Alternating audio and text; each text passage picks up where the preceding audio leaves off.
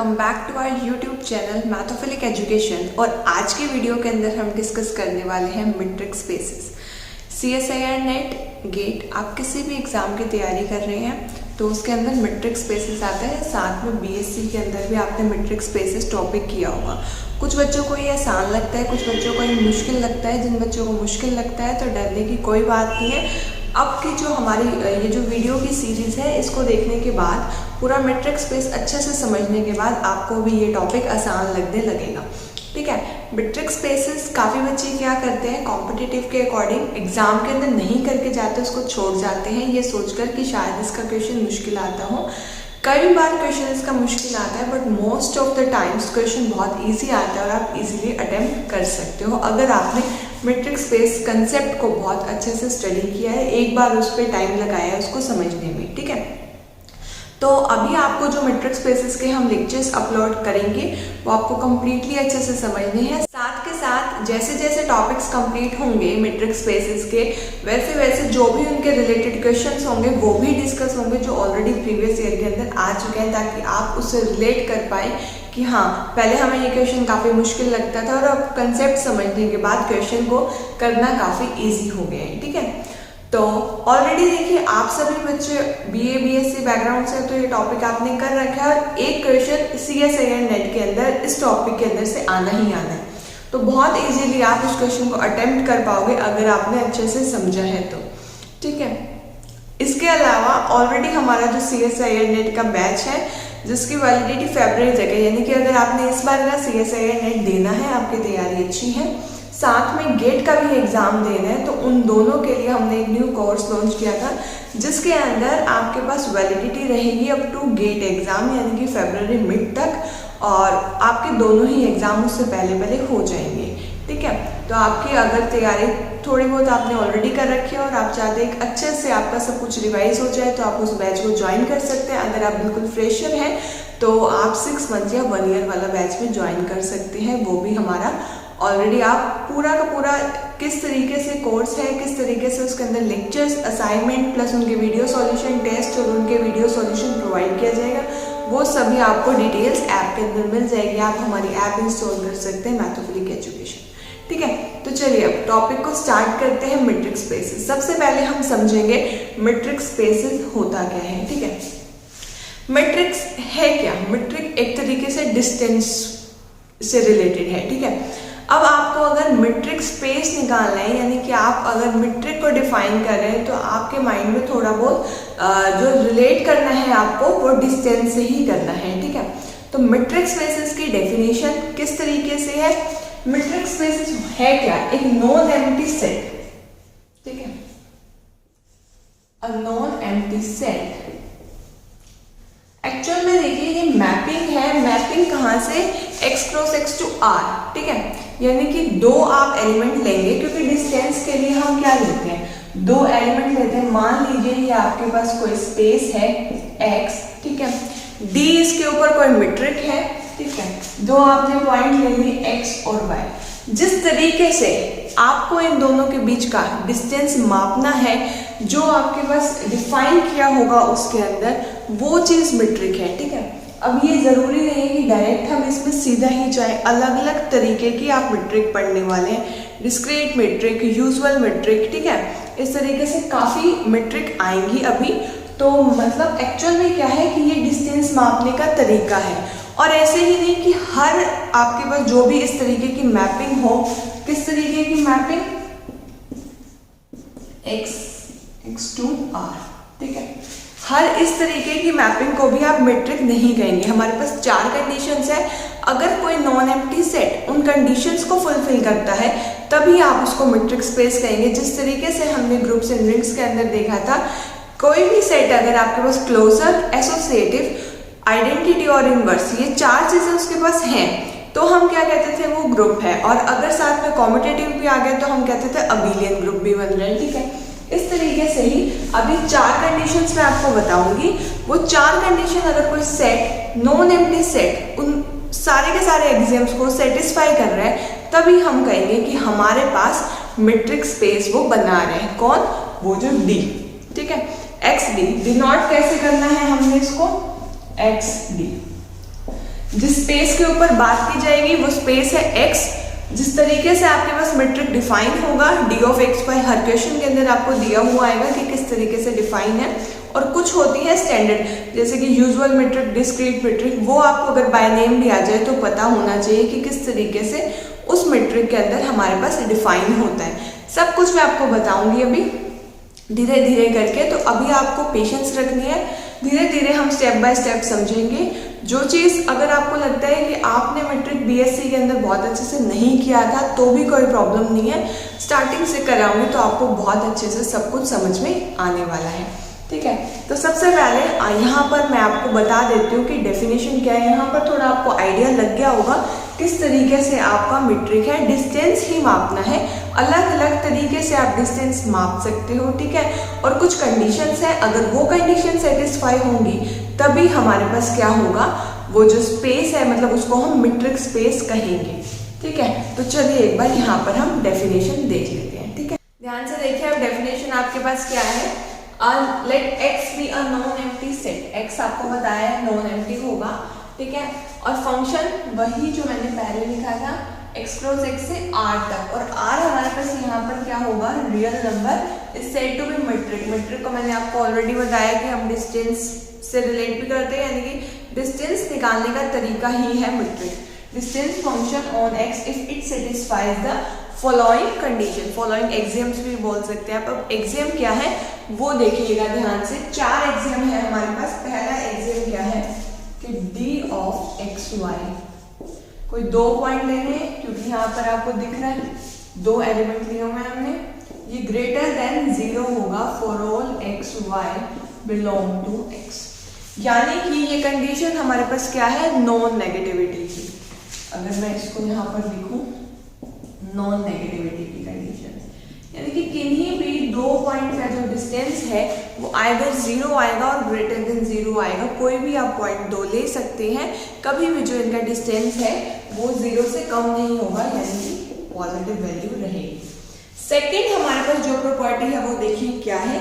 Second property के अंदर हमारे पास कह रहा है कि d of x y is equal to 0 if x is equal to y।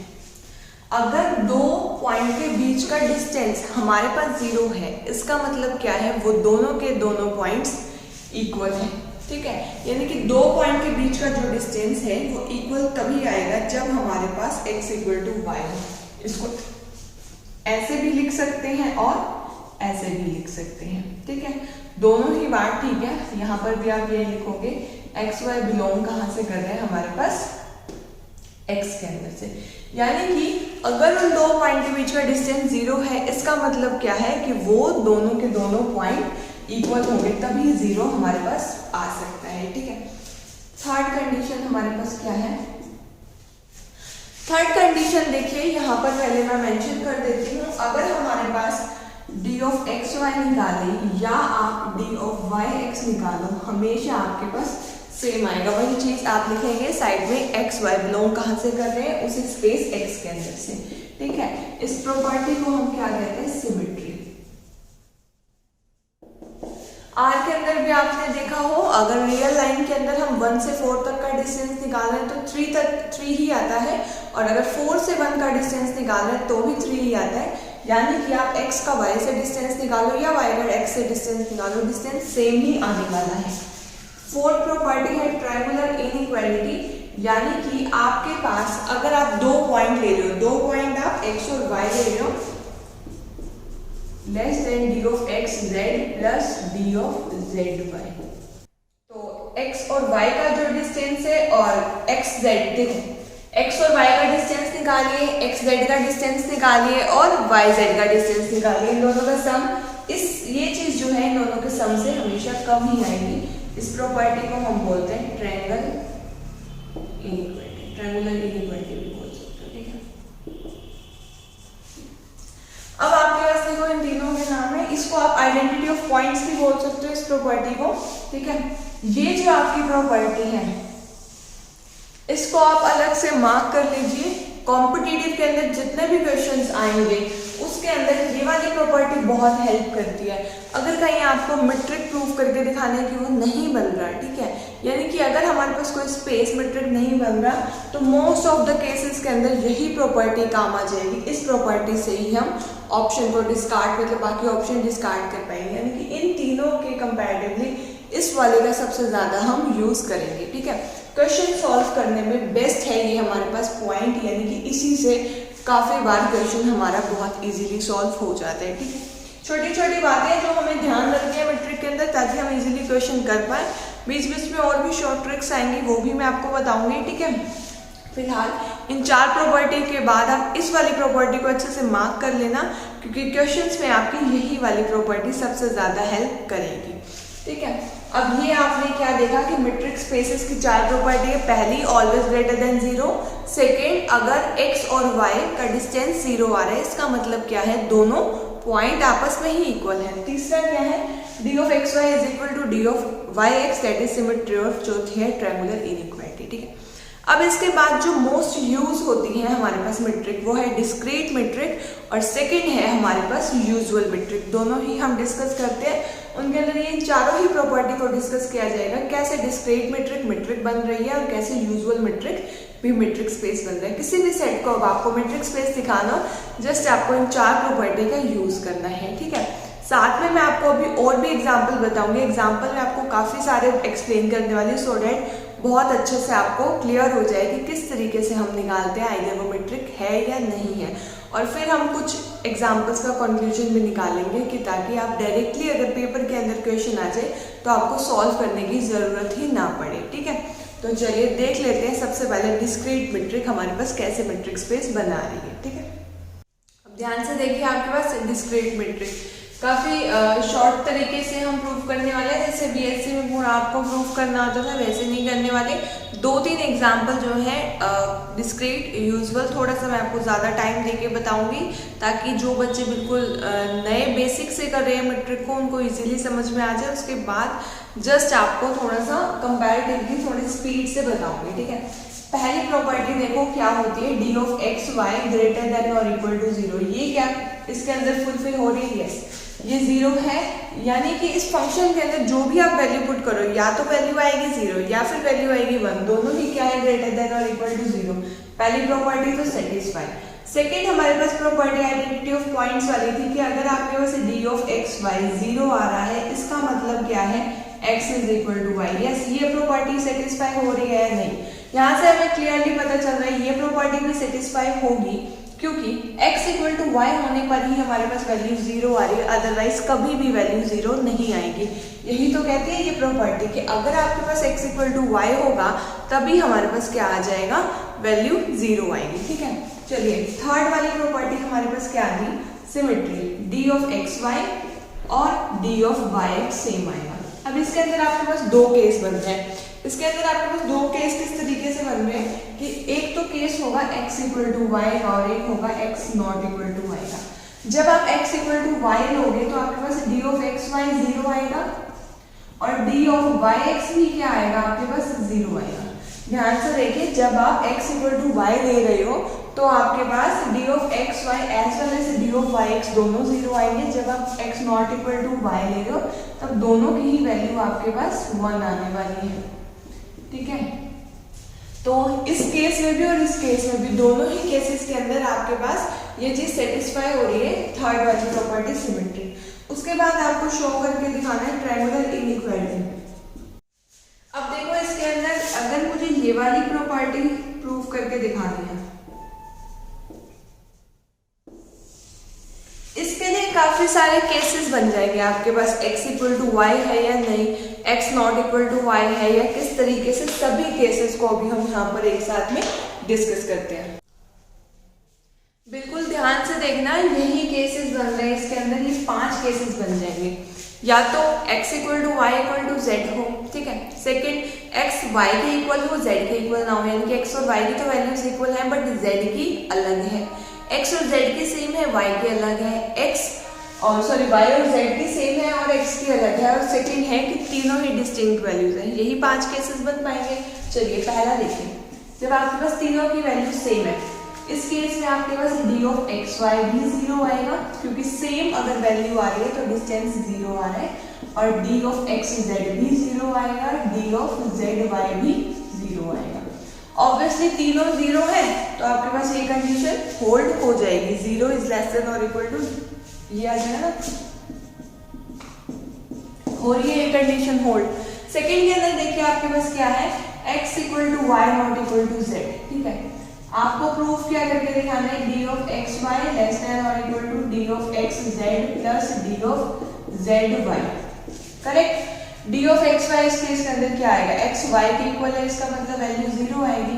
देखो डिस्क्रीट के अंदर क्या है, अगर आपके पास डोमेन में से आप सेम पॉइंट ले रहे हो तभी आपके पास 0 आएगा, अदरवाइज 1 आ रहा है। x और z क्या सेम है, x y के तो इक्वल है बट z अलग कुछ वैल्यू है, इसका मतलब यहाँ पर 1 वैल्यू आएगी, ऐसे ही यहाँ पर भी 1 आएगी बिकॉज z और y भी अलग है।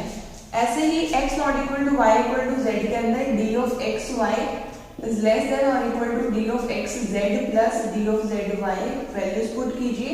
x और y के आपस में सेम है नहीं, तो यहाँ पर 1 वैल्यू आएगी। x और z सेम है, x y, देखो y और z सेम है बट ये x अलग है, तो z की जगह आप अगर y भी पुट करके देख सकते हो, आपस में इक्वल नहीं है तो वैल्यू 1, z और y इक्वल है वैल्यू 0। अगेन आपके पास ये कंडीशन सेटिस्फाई हो रही है, ठीक है।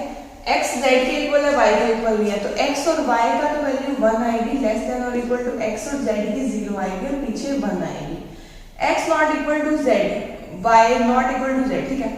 तीनों ही वैल्यू इक्वल नहीं है तो आपके पास क्या आ जाएगा, 1 प्लस 1 प्लस 1। समझ में आया आपको, ठीक है। किस तरीके से आपको करना है, 5 केसेस इसके अंदर आपके पास बन रहे थे, पांचों यहाँ मैंने आपको बता दिए। इन केस बहुत अच्छे से ही एक्सप्लेन किया है, अगर आपको नहीं समझ में आया तो थोड़ा सा पीछे कीजिए वीडियो को और फिर देख लीजिए। 5 केसेस थे, अगर वैल्यू इक्वल है डायरेक्टली 0 पुट कीजिए, अगर वैल्यू इक्वल नहीं है तो 1 पुट कर दीजिए। ये था आपके पास डिस्क्रीट मैट्रिक, ठीक है। अब आपके पास आता है यूजुअल मैट्रिक। यूजुअल मैट्रिक के बेस पर CSIR नेट में ऑलरेडी प्रीवियस ईयर में 2 या 3 क्वेश्चन ऑलरेडी आ चुके हैं जिसके अंदर डायरेक्टली यूजुअल मैट्रिक का यूज हो रहा है, ठीक है। यूजुअल मैट्रिक, डिस्क्रीट मैट्रिक अगर क्वेश्चन में कई बार आती है तो ये वाली मैट्रिक आपको देते नहीं है, डायरेक्ट बाय नेम भी आ सकती है कि उसके ऊपर फिर डायरेक्टली वो कुछ क्वेश्चन पूछ लेते हैं। तो आई होप ये सारा आपको क्लियर हो गया होगा किस तरीके से हमने किया है, ठीक है। जो यूजुअल मैट्रिक का टॉपिक है, यूजुअल मैट्रिक के अंदर आपके पास ये देखिए, नॉर्मली जैसे आप रियल पे वैल्यू डिफाइन करते हो, ये 1 ये 3, ठीक है। इसका आपको डिस्टेंस निकालना, आप कैसे निकालते हो, x माइनस वाई का मोड, यही है आपके पास यूजुअल मैट्रिक, ठीक है। इस मैट्रिक के अंदर ये सारी कंडीशन सेटिस्फाई हो रही है या नहीं, ये आपको अभी मैं यहाँ पर बताने वाली हूँ। सबसे पहले देखिए मोड फंक्शन है, मोड फंक्शन है तो वैल्यू हमारे पास क्या आ जाएगी, ऑलवेज ग्रेटर देन और इक्वल टू 0। पहली प्रॉपर्टी ऑलरेडी सेटिस्फाई हो गई। सेकेंड प्रॉपर्टी के अंदर आपके पास क्या, आइडेंटिटी ऑफ पॉइंट्स, ठीक है। आइडेंटिटी ऑफ पॉइंट्स के अंदर देखिए, अगर आपके पास डी ऑफ एक्स वाई 0 आ रहा है, इसका मतलब क्या है कि हमारे पास x माइनस वाई का mod is equal to 0। Mod कभी भी किसी वैल्यू का 0 कब आता है, जब वो वैल्यू खुद 0 हो, और अगर वो वैल्यू खुद ही 0 आ रही है इसका मतलब क्या है, x माइनस वाई 0, इसका मतलब x इक्वल टू वाई, ठीक है। बोथ साइड्स आप इम्प्लाई इसको कर सकते हो। ये हमारे पास क्या आ गई, वैल्यू आ गई, x is equal to y, ठीक है। अब इसके बाद थर्ड वाली जो आपके पास कंडीशन है वो क्या है,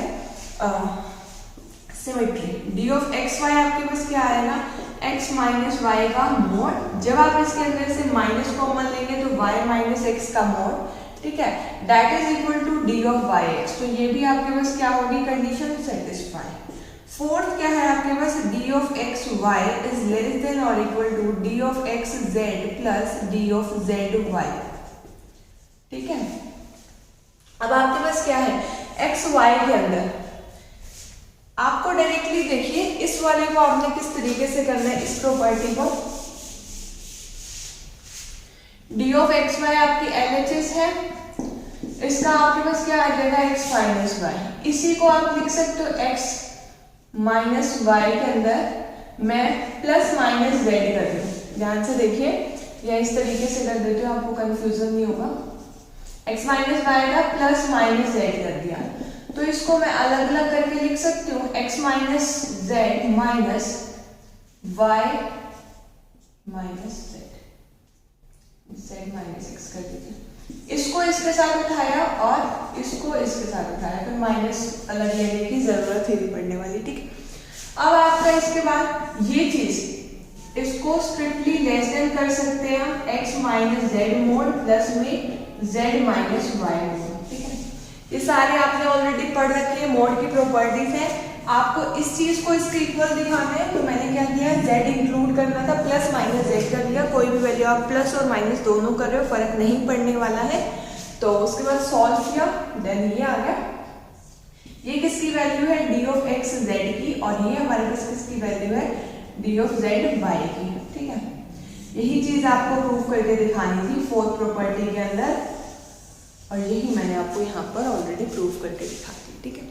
यूजुअल मेट्रिक इस तरीके से प्रूव होगा, क्वेश्चंस के अंदर यूजुअल मेट्रिक का काफी यूज आएगा, ठीक है।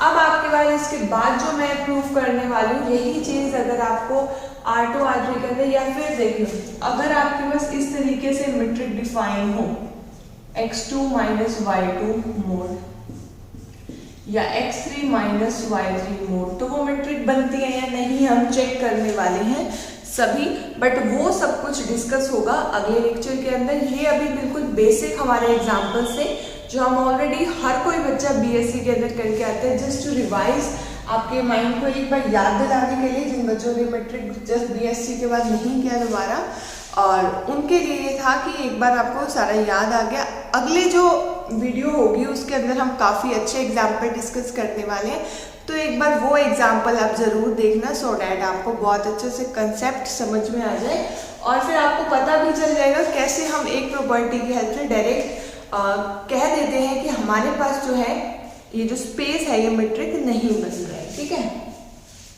इस तरीके से आपको चेक करना होता है। कॉम्पिटिटिव के अंदर आपको पूरा पूरा नहीं लिख के दिखाना, पहले दो एग्जाम्पल थे इसीलिए मैंने थोड़ा सा डिटेल के अंदर आपको बताया है, आगे जस्ट हम एक प्रॉपर्टी से ही उसको सॉल्व कर देंगे, ठीक है। तो आज की वीडियो के अंदर इतना ही करते हैं, नेक्स्ट वीडियो को हम इसी क्वेश्चन से स्टार्ट करने वाले हैं, ठीक है। आज की वीडियो के अंदर आपको कोई भी प्रॉब्लम हो आप कमेंट्स के अंदर बता सकते हो, ताकि आपको नेक्स्ट वीडियो इजीली समझ में आ जाए, ठीक है। आगे आपको किन फर्दर टॉपिक्स पे वीडियो चाहिए वो भी आप कमेंट्स के अंदर अपना फीडबैक दे सकते हैं। Thank you so much for watching our videos and giving us a lot of support. हम ऐसे ही शॉर्ट वीडियोस, लीनियर अलजेब्रा की हमने काफ़ी सारी शॉर्ट ट्रिक की वीडियोस ऑलरेडी अपलोड कर रखी है, आप हमारा चैनल पूरा अच्छे से चेक कर सकते हैं। उसके अंदर वीडियोस के अंदर आपको सारी वीडियोस अवेलेबल हो जाएंगी। जो बच्चे हमारा कोर्स ज्वाइन करना चाहते हैं उनके लिए डेमो लेक्चर्स ऑलरेडी अपलोडेड हैं चैनल के ऊपर, आप जाकर चेकआउट कर सकते हैं।